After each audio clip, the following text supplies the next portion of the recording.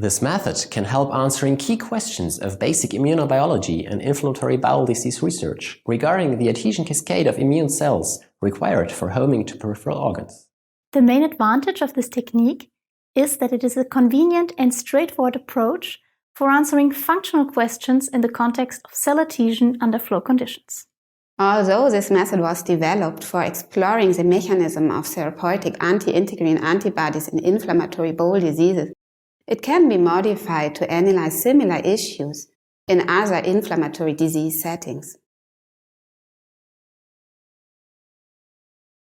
Begin by stretching a piece of rubber tubing on one side with small scissors to allow the insertion of a rectangular capillary approximately 0.5 centimeters into the tube.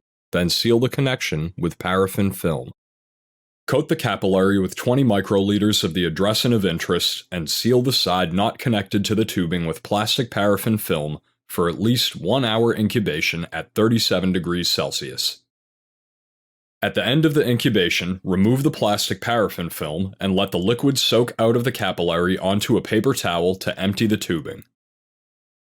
Then block capillary with 20 microliters of blocking solution for at least 1 hour at 37 degrees Celsius. It is very important to apply the blocking to the capillary directly after removing the coating to avoid drying up of the capillary, as this may impair the functionality of the coated proteins. While the capillary is being blocked, add 18 milliliters of anticoagulated whole human blood from a 50 milliliter tube and dilute the blood to a total volume of 35 milliliters with PBS.